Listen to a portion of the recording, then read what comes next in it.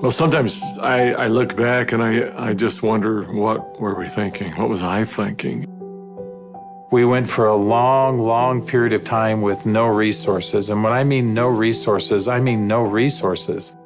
People told us we were crazy to go all in. You know, is this really going to work? I think some of the most beautiful things can emerge through trial and through difficult times. I had been a physician for a long period of time, and I'd had a patient who came to see me, and they would ask me, Dr. Hill, what do you think about the essential oils? And I made the mistake one time of saying, I think that's one of the craziest things I've ever heard. She looked me right in the eye and she said, I am so disappointed to hear that, because that's done more for me than you or any of your colleagues or anyone has ever done for me. And it intrigued me. And over time, I became more intrigued. I became involved with essential oils. And now for the last several decades, this is all that I have focused on and all that I have done. I remember when I first came into the essential oil industry, I thought they were voodoo oils. I thought they were really, really strange. It wasn't long before I started using oils on my kids, and I was amazed at what I was able to do and how it empowered me as a mom to take charge of my family's healthcare. So I was a huge skeptic. Parents were educators. My father was a professor of physics. So I just wasn't raised with anything but allopathic Western medicine. I learned over the years how effective they were and can be, especially if they're pure. After working 10 years in the essential oil industry, I found myself leaving for integrity purposes because I knew that essential oils had to be pure. The desire of my heart was just to go home and raise my children. And I hadn't been home very long before my husband came to me and said, there's something more you're supposed to do. And as he said this to me, I actually was very angry with him because my heart said, I want to be home with my kids. And he said, sweetheart, you're not listening. There is something you're supposed to do with Dave and Dr. Hill with these oils. And I said, what do you mean, these oils? I've tried all the essential oils out there. There's nothing that meets the quality standards our family needs to use for our health care. And he smiled at me and he said, I know. You're supposed to find them. Stop thinking with your head and start thinking with your heart. And it was in that moment that I knew. It all came together, and I had such a grand vision of going out and finding the world's most pure, most potent essential oils and educating mothers like me how to take charge of their health care. So it was in that moment before fear took over that I picked up the phone and I called Dave. And Emily Wright called me at the time and just said, what if we could go out and source the most pure essential oils on the planet and bring them to the world in a mainstream fashion? And he got really emotional. And Dave doesn't get emotional. And actually it was that right then and there. That was the genesis for me. And I just kind of felt strongly like, yeah, we're going to start a company. So I hung up the phone with Dave. I picked up the phone and I called Dr. Hill. And as I called him, I still remember he kind of giggled. And I said, Doc, this isn't funny. I'm serious about this. What if we could go out and find these pure oils like we've always wanted to do? And what if we could educate people to really understand the power behind these oils? And he said, no, Emily, I'm not laughing because I think your idea is crazy. I'm laughing because I was just getting ready to call you and ask you the very same question.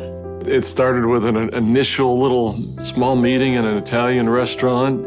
In the far corner, and we met for 5.5 hours until they finally kicked us out of the restaurant because we weren't buying food anymore. And we just started to dream. We would meet anywhere we could find some space to meet. And it was in some strange places. Of course, the basement of the Normal Library was one. We got too rambunctious and they finally kicked us out of the library. Sometimes it was in the basement of our homes. I remember not telling my kids, that I was unemployed and starting a new thing, but the dad was working on a project in the basement. As I did the business plan, I started to realize that this was going to be big. I just knew that with such a good team and product that had changed our lives, we felt like this was going to be significant. So as we began in the spring of 2008, that's when we had a massive falling out with the housing market in the United States. And there was a lot of panic and a lot of fear. We looked at starting this company. The first thing you think is, I got to raise money. I've got to get capital. And we set out to do that initially. And actually ended up, the four of us, back in New York City, visiting with some very high-profile people. And as we gathered together that next morning at that conference table, and we've got, all of these Manhattan-style managers that are meeting with us, and they quizzed us for hours. Finally, at the end of the day, they looked at us and they said, "We believe that your business model is going to work. We believe that you will be successful, and we want to fund your venture. We'll give you $5 million. And we all, of course, felt extremely elated. They were willing to fund the company, but of course they were interested in 51% and control. And I just remember the feeling we had as we walked away from that conference table. And the four of us found ourselves in front of the Statue of Liberty. And I remember looking across the water. Almost as if on cue, as I recall, we all just grew somewhat silent. And as we looked out over the water, and I looked at the Statue of Liberty, what rung true to me is, we're doing this to give people freedom. And if we take their money, we can't make people free. And we can't make this dream that we have a reality, because they'll never allow us to bring the quality of essential oils that we know we have to light. Because they'll be looking for an exit strategy, they'll be looking for a return on their investment, and that can't be part of the equation. I remember standing right next to Dave Sterling, and Dave looked at me and in kind of a somewhat shocking way, he asked me, "How much money do you have, Doc?" And I said, I don't know. And he said, "How much can you pull together?" And I said, "I don't know." And he asked each one of us in succession, and before we left the park that afternoon, we had made the decision that we were unable to take any resources from anybody, and instead, we would all leverage everything we have. We took the equity out of our homes, we cashed out 401ks, we liquidated everything we owned in order for this dream to come to fruition.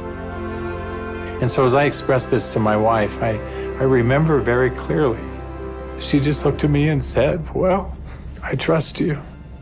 You'll take care of us, and we'll be fine." And we had family members even come to us to say, "You're foolish. Your family is going to be homeless." So we went all in, everything. We didn't hold anything back.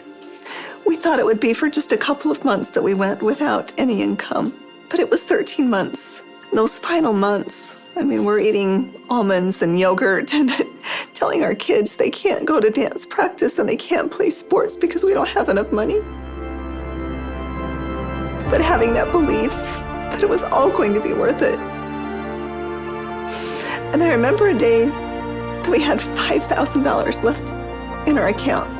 $5,000 because we had just put together this big oil order. And we didn't know how we were going to make payroll. We didn't know how we were going to make commissions. And just to see how doors open every single time, as long as we continued to step forward, that doors open. People ask me sometimes, how are you guys able to do what you did? And, but everybody rolled their sleeves up and we did every job. We did this job, this job, this job. I was supposed to go out and find these precious oils. So I started calling people. Every single person would say, "Of course, our oils are 100% pure." And that's when I realized almost all essential oils that are sold out there are sold through brokers. These brokers were very smart people, often having very sophisticated labs. And the oils were almost always changed. Most were not pure. Most were synthetically created. I had probably 100+ different samples that had been sent to my home. And every time we would meet, Dave, Dr. Hill would say, Emily, have you found the oils yet? I'd have to say, not yet. Like, are we going down the right path? Is this really what we're supposed to do? I remember one beautiful day, I opened up my doorstep and 5 oils showed up all on the same day. It was frankincense, lavender, tea tree, lemon, and peppermint. As I smelled these bottles, I called up Dave and I called up Dr. Hill and I said, I found the oils. They said, don't you dare open them until we're all together. We knew that these oils were absolutely pure, and it gave us just enough confidence, just enough faith to continue stepping forward. I remember that first discussion we had. We talked about the culture of the company. What type of soul do we want doTERRA to have? And we realized that these oils are experiential. And we realized it had to be a person-to-person model. We had to bring people together. We've got to have a culture of giving back. We have to have a culture of caring. Locking arms with the people who are putting the seeds in the ground, who are harvesting these products. It's making sure that their needs are met. As I look back on it today with doTERRA, it's overwhelming to me to see the impact it is around the world. There's a lot of sacrifice, but again, those are days we look back on, with some pride. Sacrifice is a really important piece in setting the foundation. Today, we've empowered nearly 8 million families all around the globe. We're now filling 315,000 bottles of oil every single day. And just to think about it on that scale just warms my heart, knowing that every single bottle is changing somebody's life on both sides of the bottle. I think this work has such purpose. It's like, how can we stop? We have single-handedly changed the acceptance of essential oils in science and in medicine. We are so committed to this work. We are so humbled to be stewards of what nature has created so perfectly for us. And we're so grateful for all of our amazing employees, for all of our amazing wellness advocates, for all of our amazing customers all around the world. We haven't changed in our mission. We haven't changed in our purpose. We're still true to those things that very early on were important. If doing the right thing was important then, doing the right thing is important now. If helping and giving service to other people was important then, it's important now. If sourcing oils differently and doing what had not been done before was important then, it's important now. We feel like, as crazy as it sounds, we're still just beginning.